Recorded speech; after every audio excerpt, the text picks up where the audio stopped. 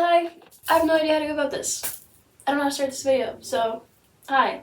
I looked up room tour on YouTube and watched the first 5 seconds of about 5 videos just to kind of get a feel on how people introduce this topic. And it looks like the majority of people, if not all people that I stumbled across that did this kind of vlog, began their videos with something like, "Hey guys, welcome back to my channel, it's me. If you're new here, make sure to subscribe, blah blah blah blah. Here's my room," and that just doesn't feel like me. So here I am doing this instead.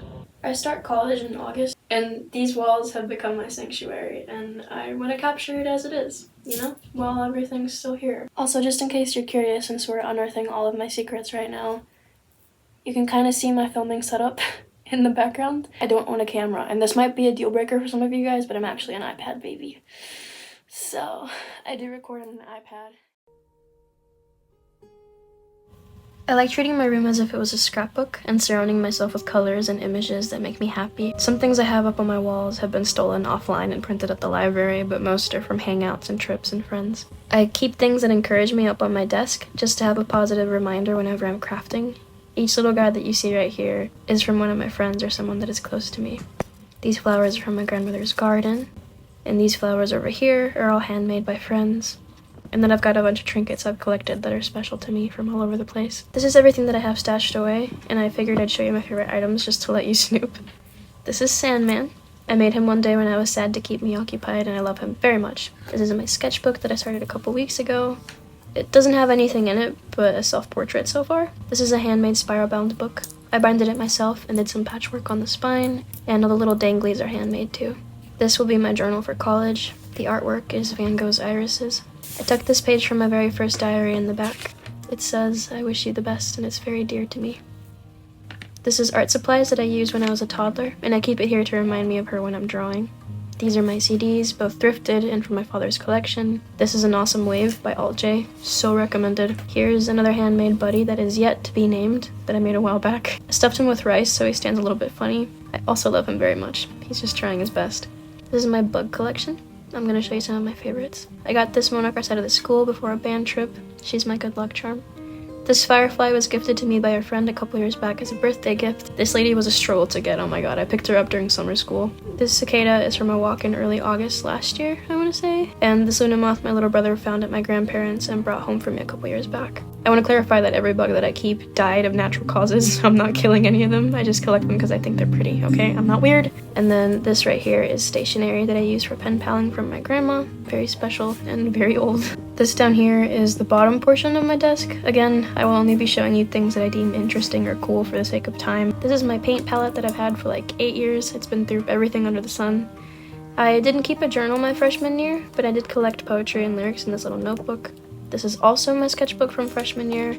I won't show you many drawings because some of them are kind of cringy, not gonna lie, but here's a moth and a self-portrait from that time. This cat I painted with watercolor during a trip on my 18th. These are some seeds that I meant to plant a couple summers back and just never got around to it, but I'm hoping that if I hold on to them long enough, I'll be able to plant them as flowers in my home. Maybe that's a pipe dream, but it's okay. Again, I like to keep things that correlate to certain parts of the room to encourage and motivate me, and so I keep my books on Hayao Miyazaki tucked under my art supplies. I adore his work so much and hold so much respect for everything he stands for. And then I'll show you a glimpse of my rainy box. It's full of childish things that I keep around sometimes for when I'm having a bad day and I need something more kiddish. And then my very disorganized sewing box.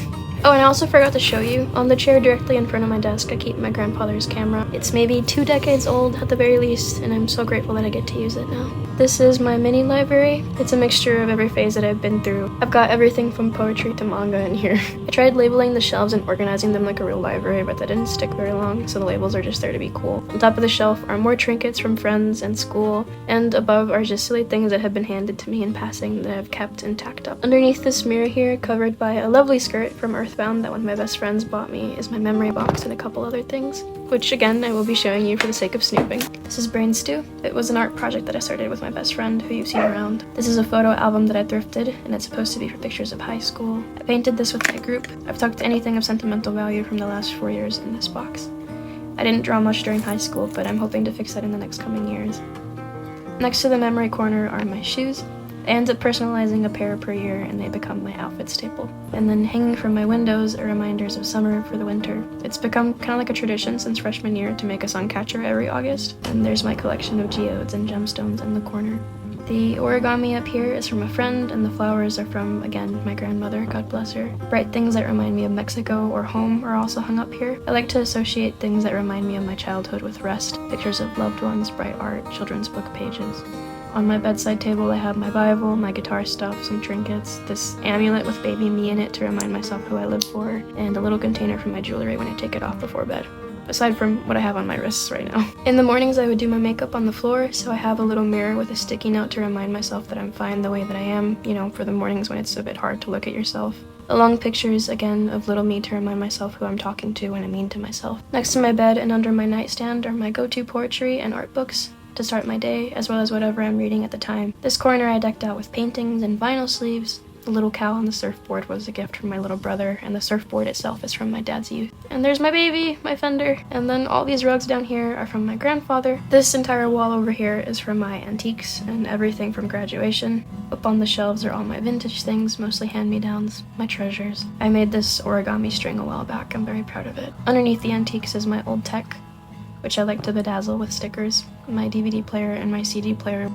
I don't know, it feels really bizarre to think that in a couple months this room will be vacant and it will become a place I just visit on the weekends, but I know whatever space I'm given next I will make my own, and it's just the starting point to building myself a beautiful life with my own hands. So, it's okay.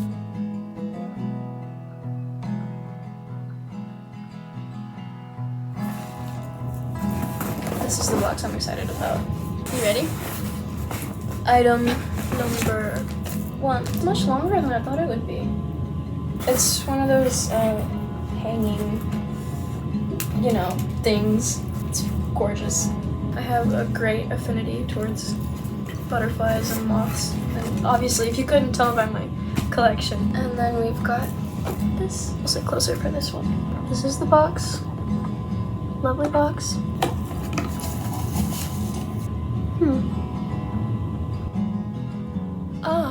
Okay.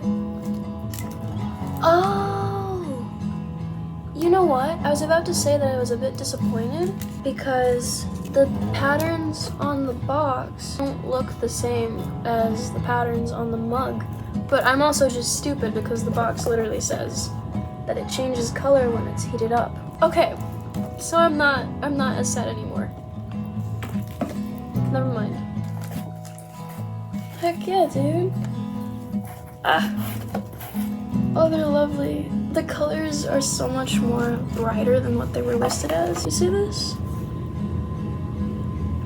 This will go above my bed in the dorm. Beautiful. I'm actually really excited about this one. I think this is a genuine steal. I got this for like 20 bucks tops, but it's so pretty.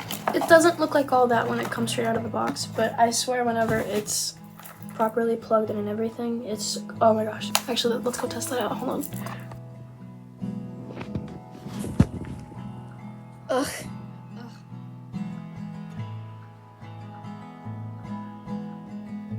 Overall, I think I've talked about everything that I've been feeling in the last couple of vlogs. It all just comes back to appreciating and acknowledging where I stand now and celebrating everything that has led me up to this point. In a sense, I do believe that all those years of just ridiculous amounts of agony have taught me strength that I would not have been able to come across otherwise.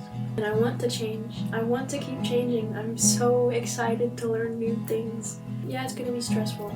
It's gonna be new. It's gonna be scary. I'm excited even for the things that are gonna be hard. Sometimes I worry that the things that I post online seem very self-centered because all of it revolves around me, obviously, and everything that I've rambled about on here so far has been about things like progress and being proud of myself. And I'll be honest with you, at the beginning, I wasn't originally intending for my channel to be about what it is now. And I was lucky enough that something gorgeous and golden intersected with my life, and it turned me around in a way that reshaped my brain chemistry. And at the same time that I was filming my life and the world around me, I wanted to express that I was getting better. And so I'm sorry that I only talk about myself, but I just feel so much warmth that I feel the need to put it out into the world. I spent the last 3 years wanting to be dead. That's gonna hurt some people close to me to hear because I have so much, and I know that you can see it just by looking at me and looking at my freaking room. You can tell how loved as a person I am because I've been given so much and God has been so gracious. Everyone around me has poured so much into making sure that I am okay and that I have what I need. More than what I need, actually. They just keep spoiling me. It feels very, very selfish for me to say that I wanted to cease to exist. But the thing was that I was blind to all of it. I was choosing not to see it because I was convinced that things were a certain way, and so I didn't take in reality for what it was. It was self-pity. That's what it was. I wanted to prove all of the self-loathing right.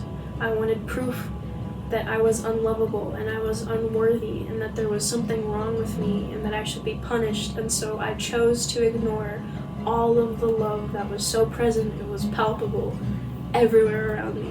And so to my family and friends, I apologize if they are seeing this, if they've stuck around this long. I wanted to die and I no longer want to. That is the message that I'm trying to convey. I think that's all I have to say, just that I'm alright. Yeah, like, I still have a lot to work on, obviously, and that's not going to be a thing that ever changes. It wasn't that I just woke up one day and was like, oh, actually, I'm loved. It was, and it still is, a fight. What I'm trying to say is that I know that not everybody gets to that point where they want something enough to chase it, and not everyone is blessed by someone's presence that pushes them in that direction, right? It's a silent pandemic and it takes millions, thousands. I've just been blessed, I guess. My heart goes out to them, and if you are one of those people, my heart goes out to you. Just in case no one has told you in a while, I love you. I care about you. I'm proud of you. Make sure you're drinking, make sure you're sleeping, make sure you're eating, all that jazz. Take care of yourself, okay?